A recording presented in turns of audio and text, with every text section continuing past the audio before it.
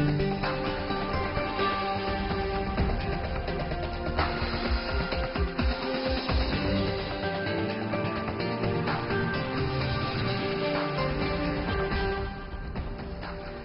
and welcome to World Insight with me, Tian Wei, coming to you live from Beijing on CGTN. Coming up on today's program, Australia, Japan, India and the U.S. make a pitch for an alternative to China's Belt and Road Initiative.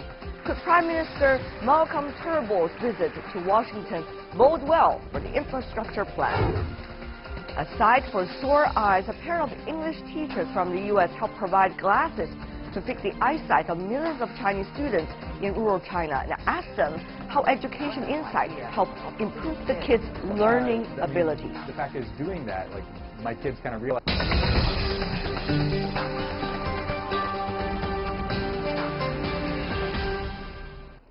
We begin our show with the Australian Prime Minister.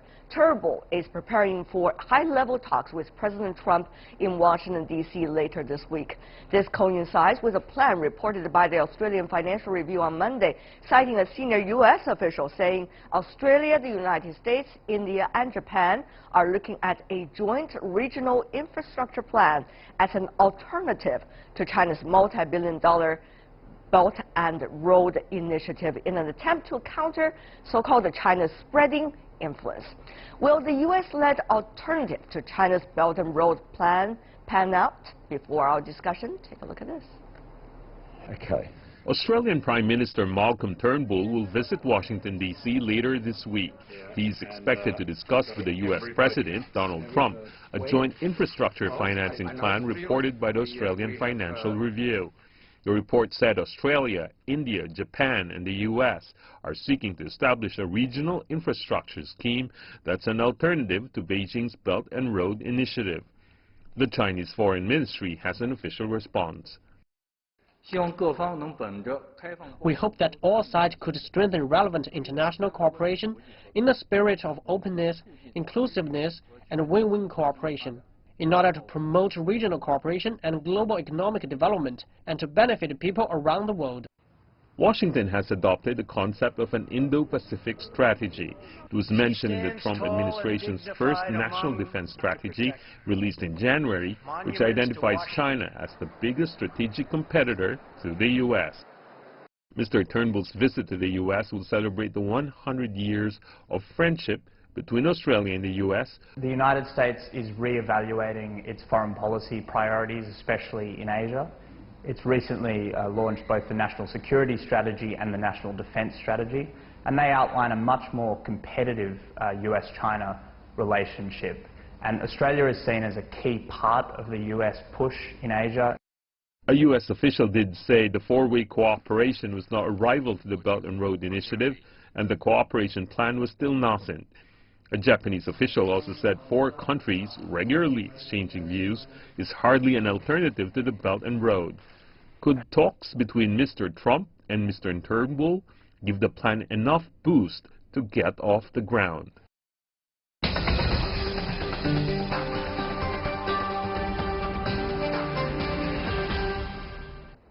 What shall we expect from the meeting between the Australian Prime Minister and the U.S. President? Will the U.S.-led so-called alternative to China's Belt and Road Initiative pan out? We are joined in the studio here in Beijing by Mr. Wang Yiwei, who is a Jean Monnet Chair Professor at Renmin University. He has been an expert for China's plan on Belt and Road Initiative. Professor Wang, great to have you here. Also joining us, we would like to welcome Mr. Gregory McCarthy, who is the BHP Billiton Chair of Australian Studies at Peking University. Welcome, Professor. Thank you.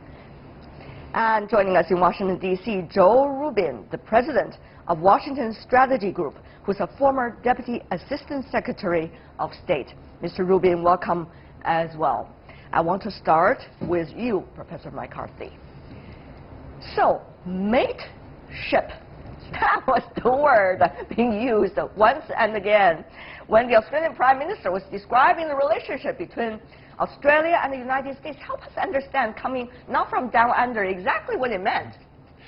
Mateship's one of those historic words that Australians use. I suppose the equivalent in Australia would be you know, a notion of a comrade, someone who you're very friendly with and can share ideas with and share cultures and emotions. So if there is equivalent, it's a comrade. And mateship goes back a long way to the notion that Australia and America were mates during the Second World War. Right. Then in fact, 100 years. 100 years, definitely 100 years, and it was followed through with all the way with LBJ, the notion that we were all the way with America, and then it's come all the way forward, if you like, with John Howard and George W. Bush being very close as mates, and Julie Gillard and Obama being mates. So that, in a way, is about sustaining a so-called history of allyship, in a way, friendship. Friendship and allyship, yes. There we go. Mr. Rubin, though, from the United States, I see American press been using that word a lot with the quote mark.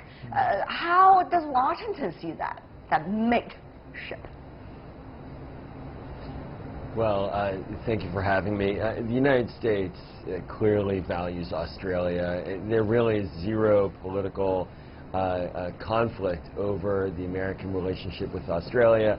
It's a very close intelligence partner, economic partner. We're the largest investor in Australia. Australia it sends its largest investments overseas to the United States. So Australia is a key partner, and there were deep concerns here in Washington about a year ago when President Trump and the Prime Minister had a very contentious phone call that apparently the President described as his worst phone call, worse than his call with Vladimir Putin. So that created concerns because the U.S. does depend on Australia in Asia as a key ally and a bulwark related to China and in terms of our trade in the region. So hopefully this visit will smooth that out and set us on a different path than has been perceived in the past year.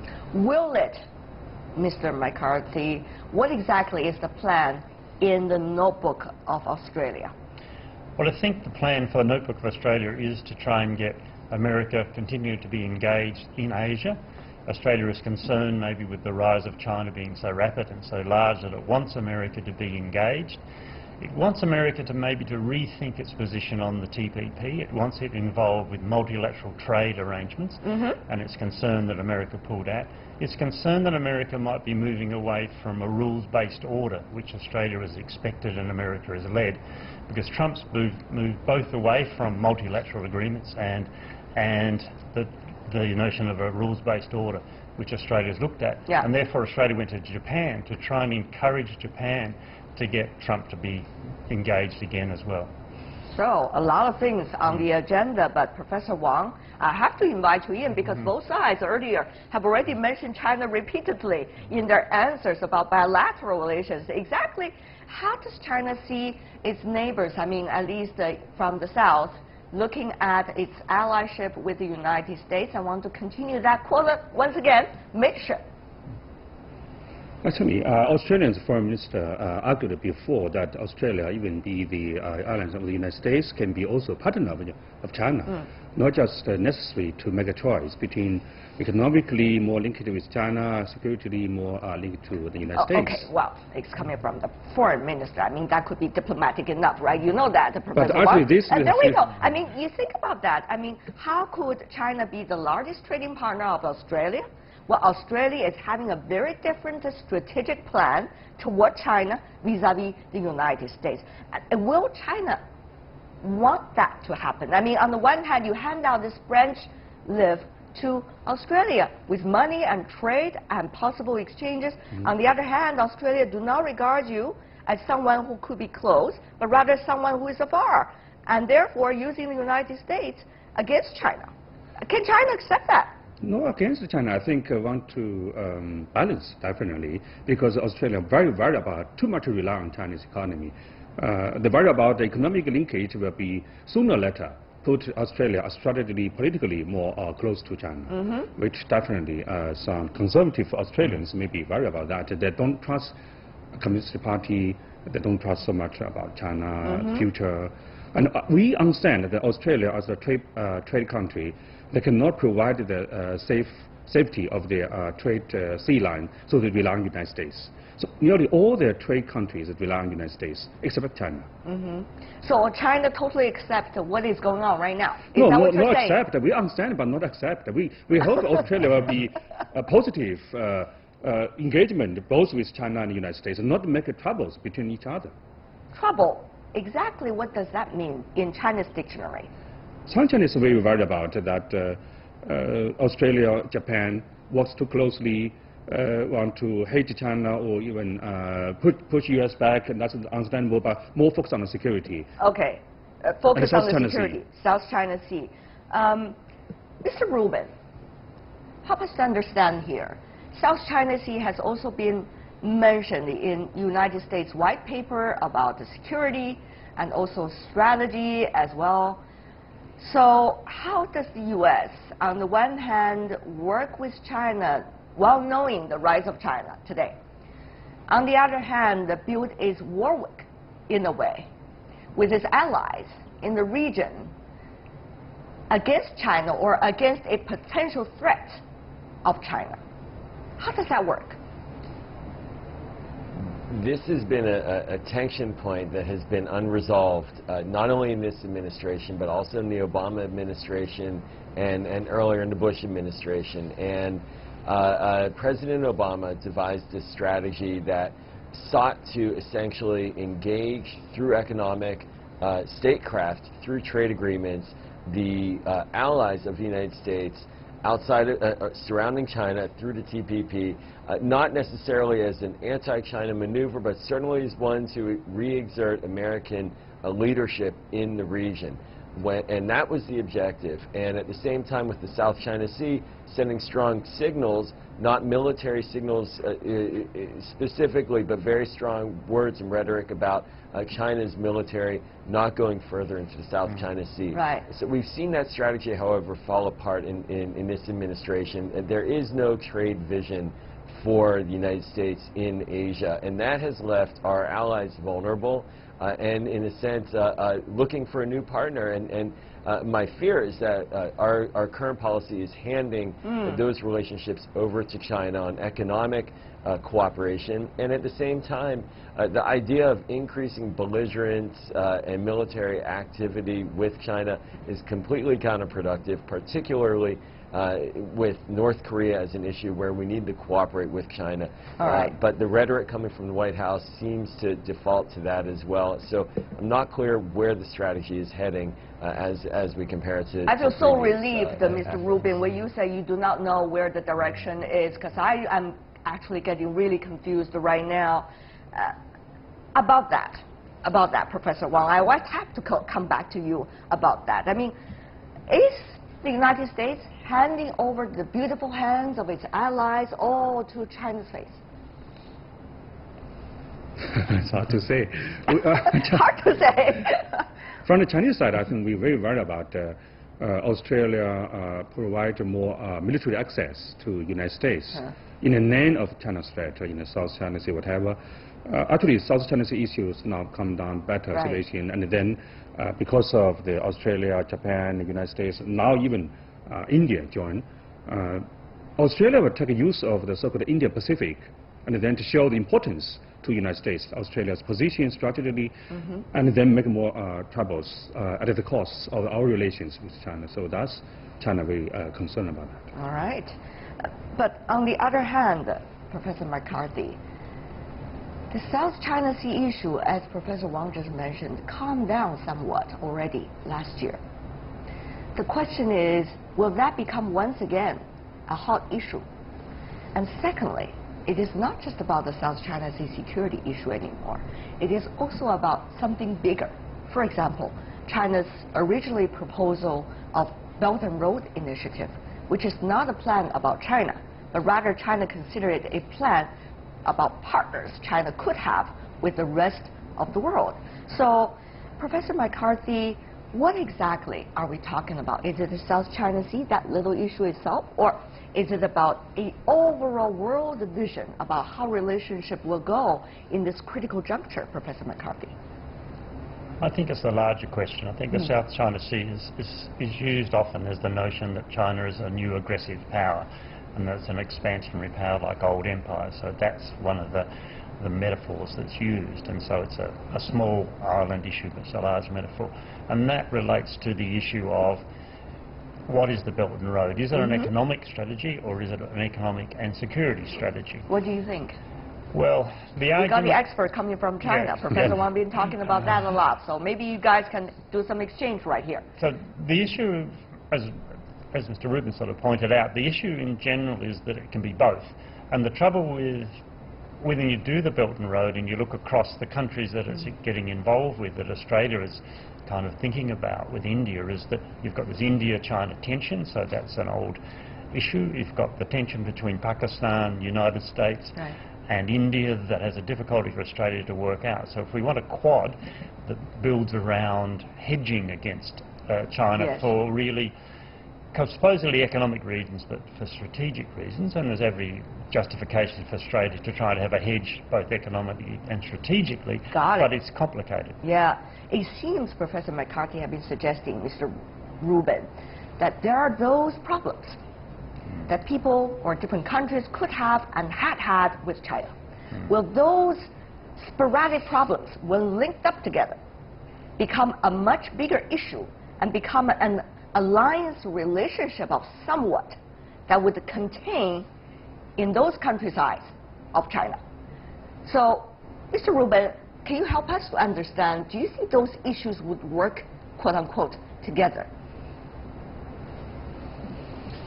Well, it will be a problem if we don't seize the initiative from an American perspective, if we don't really clarify what our objectives are in the Asia region, what they are in South Asia, between India and Pakistan as a subset of challenges there. And if we don't really make it clear about what our economic vision is, you know, essentially for the past several decades, the economic growth of the Asia region has been a driver of economic activity in the United States and globally, and its prosperity benefits us all. And for much of that time, the United States policy community has been looking at Asia as an economic issue, of course with China and security issues in the background, and so we need to make sure that we don't lose that line of thinking at this current moment. And with the collapse of the TPP, it really left a vacuum on the question of what our economic relationship will be with Asia. And I think until we can make that clear from an American perspective as to what we're trying to do, all these sort of ad hoc arrangements with countries with whom we already have great economic relations, with Australia and Japan, India, we're already there. A new ad hoc arrangement, a sort of brick for Asia compared to in South America where there are ad hoc economic arrangements, that's not really going to cut it. That's not really a comprehensive, clear vision of what we're trying to achieve. And that then creates an opportunity for other tensions to rise on the security front. Professor, coming back to you, Professor McCarthy, what about that so-called alternative? That was Australian media quoting, I identified a senior U.S. official suggesting there is a possibility of alternative toward the Belt and Road Initiative that could be built by the four countries, namely India, Australia, Japan, the United States. So what is that alternative going to be like? Well, Rome wasn't built in a day. I think the problem is that we don't quite know what it is, and that's what is the issue. I think Rubin put it very clearly, that the issue that Mr. Rubin pointed out is that we don't know what that looks like. It's very complicated.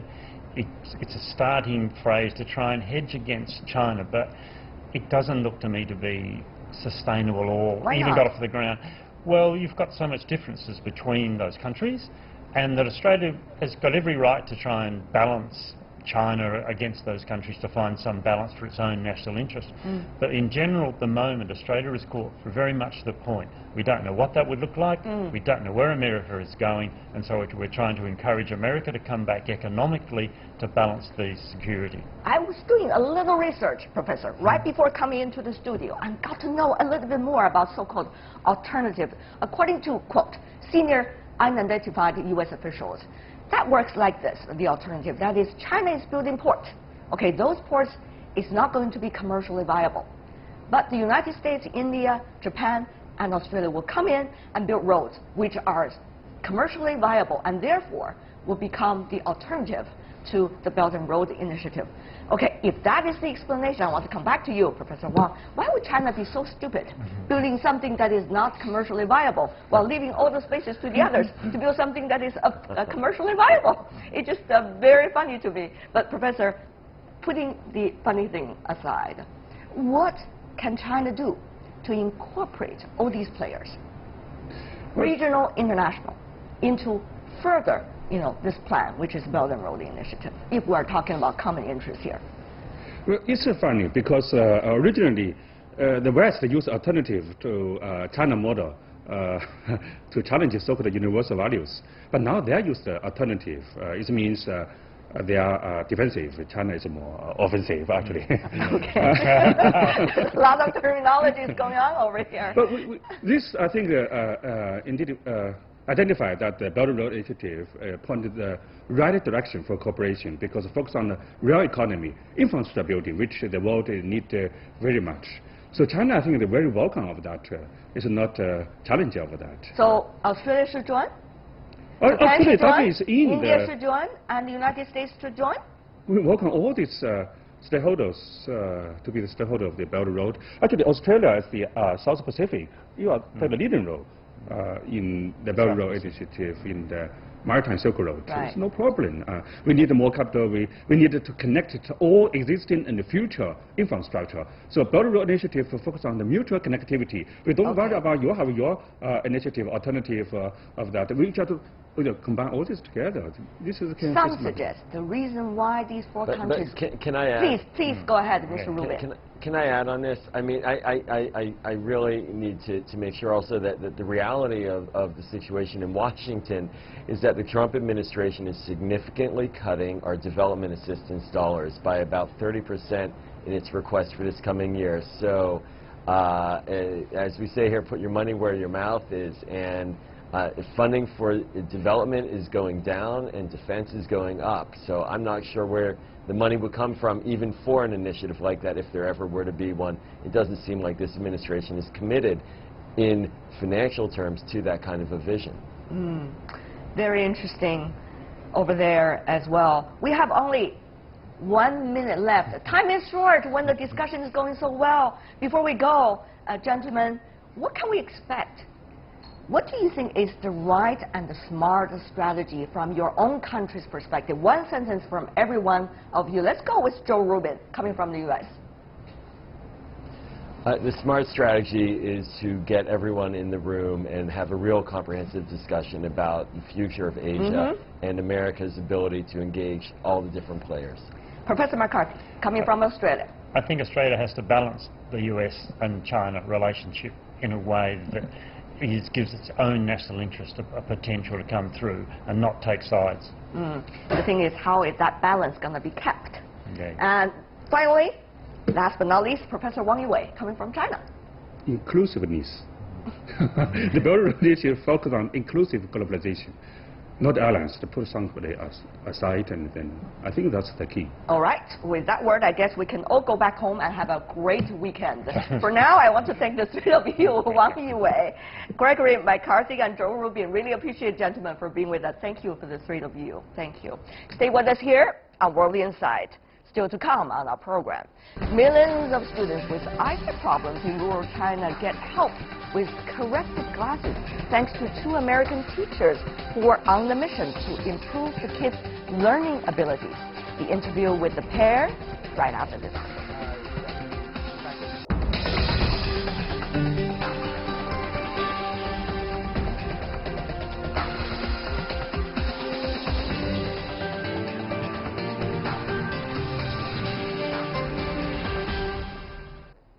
Welcome back. You're still watching World Insight with me, Tian Wei, coming to you Monday to Friday on CGTN. Kids are the future, but for many of these children, poor eyesight keeps them from seeing and learning more about their world. About 20 to 30% of students in China's rural areas need glasses. In total, that is about 40 million kids. However, a pair of glasses costing hundreds of yuan is too expensive sometimes for some of those students. Two young American men, Andrew Sherman and Sam Waldo, came to China a few years ago. They taught in a sister program for Teach for America in China. During their experience as teachers in Yunnan's mountainous countryside, they noticed the eyesight problems of their students, which affect the kids' learning ability. This gave them the idea of establishing a non-profit organization, Education Insight, to help students get glasses. Earlier, Andrew and Sam shared their stories and the difficulty of their mission with me.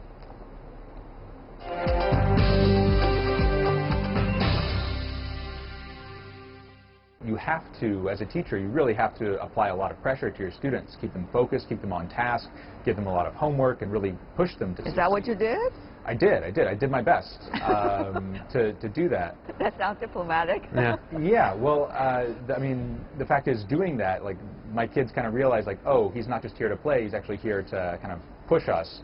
And that's when things became a little more difficult. And the kids were very smart. They could figure this out very early stage. Oh, immediately. They are so smart. You came up with this wonderful idea of helping the kids with their eye exams and also having eyeglasses.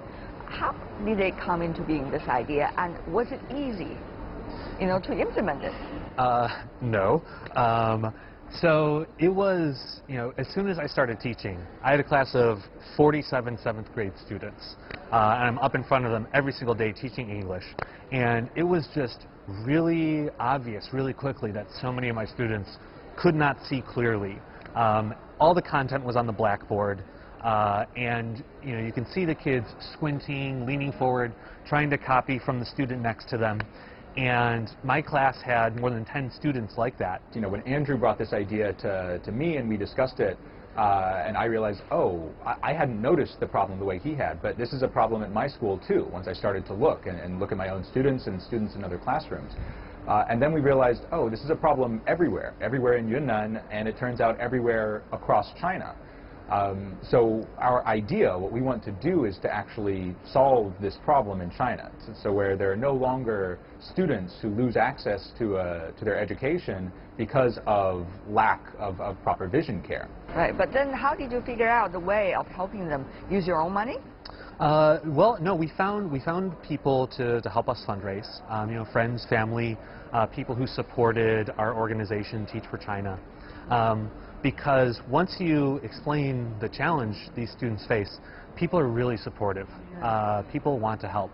And so we organized a problem. We found a local eye doctor, came to the school, brought his equipment, performed exams for all the students, and then we raised money to purchase eyeglasses for them. Doing all of this, it's very important to have the agreement and the buy-in of the principal at the school.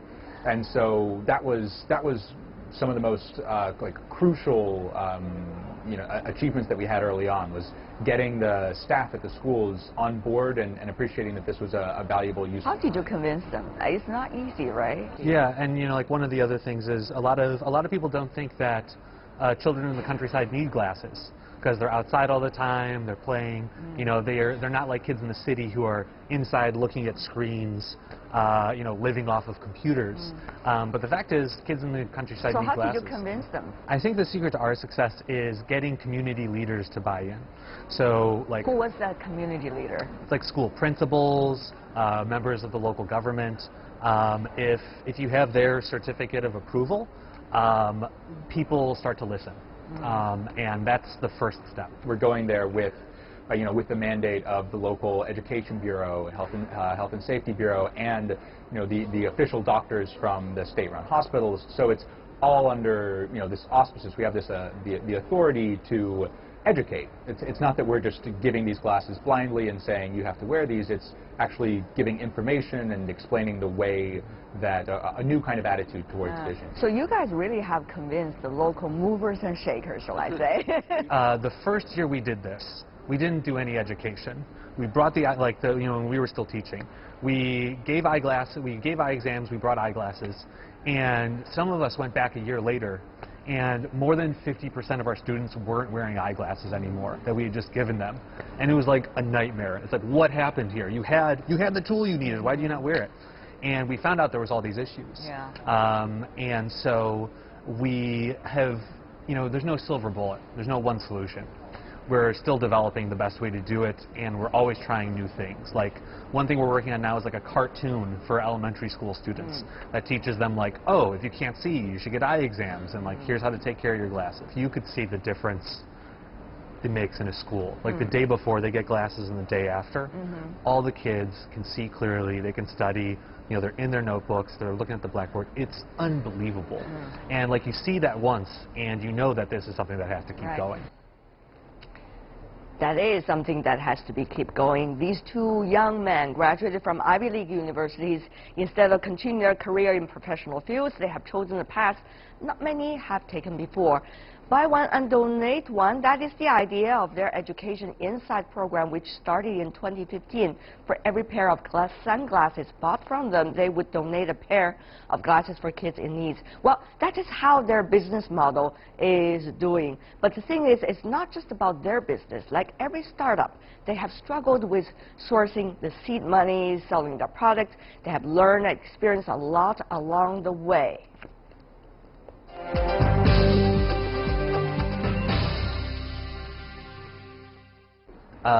Sam and I had a couple years of experience doing nonprofit work.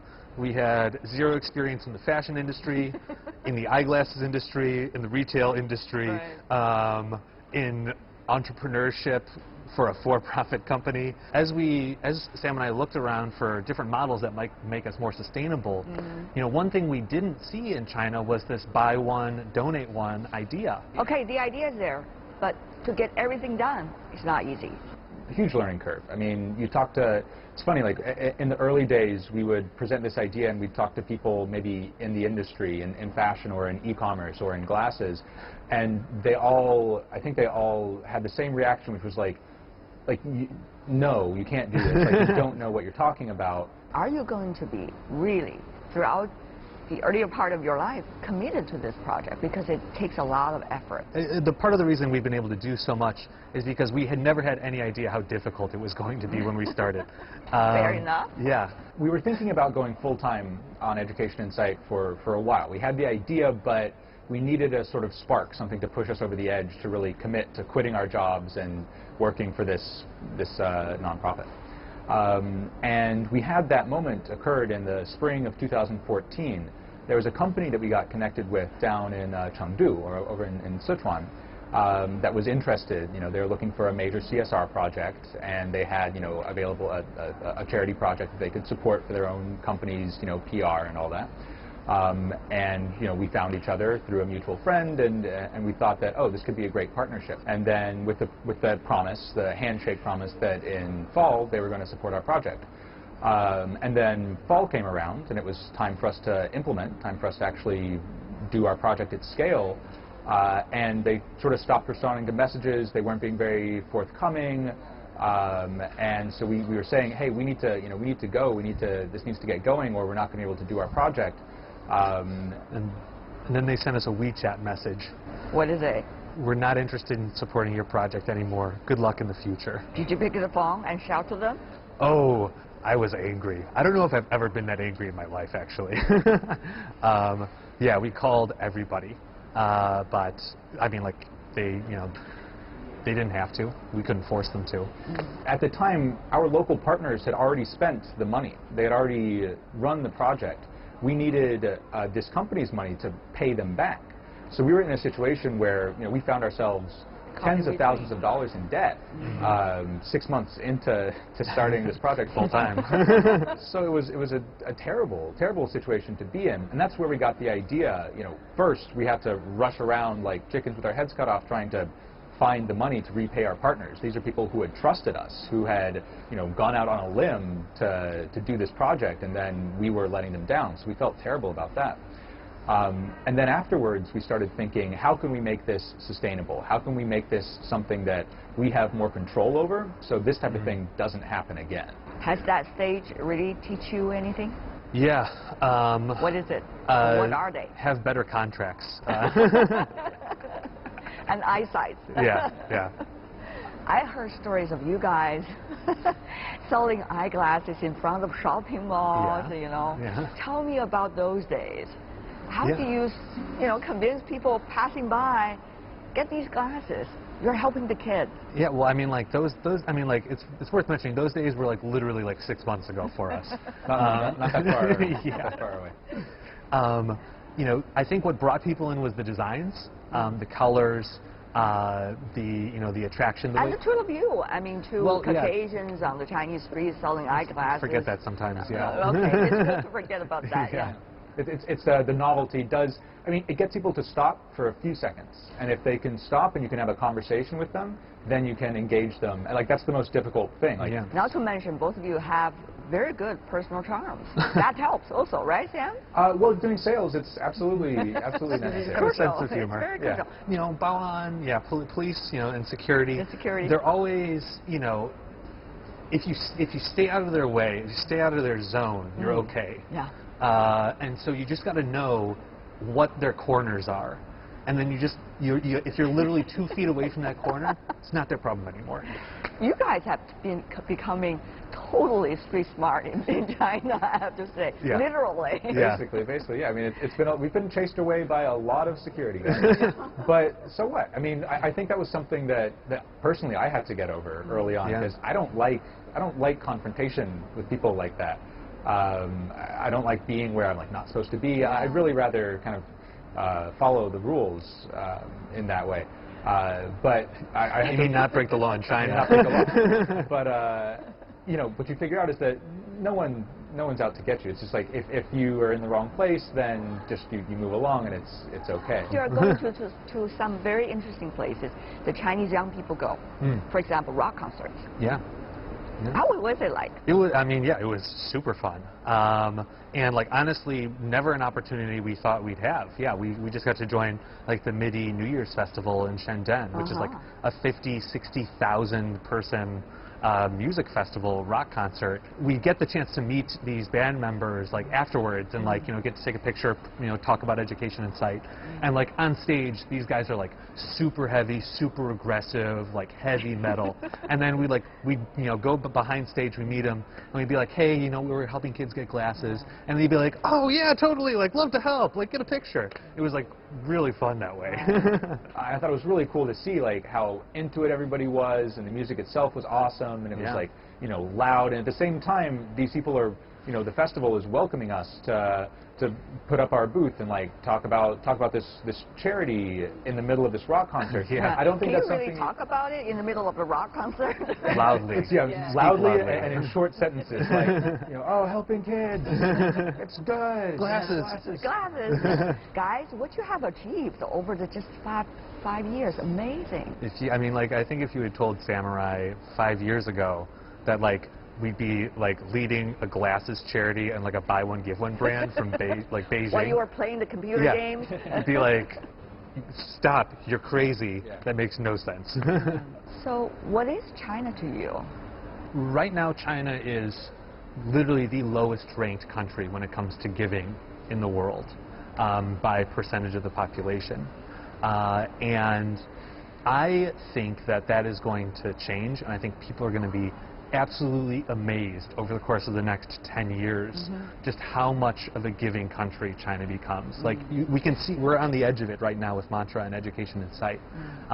But like when you think about China's population, 1.4 billion people, like as more and more of those people like start giving to charity, start giving to causes, like it's going to change the world. It's going to literally solve issues, like global issues. And I mean, that gets me super pumped for the future. The fact that we can help with that, I think, is an amazing opportunity.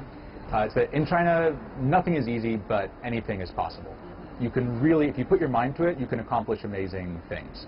And with education and sight, I think that the insight is that, you know, you can apply very relatively small resources to an ancient, like an 800-year-old problem, and still have a tremendous impact.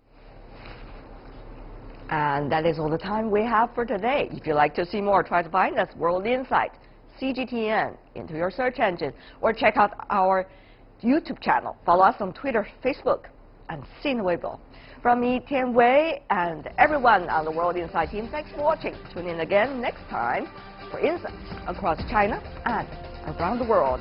Have a great weekend, everybody.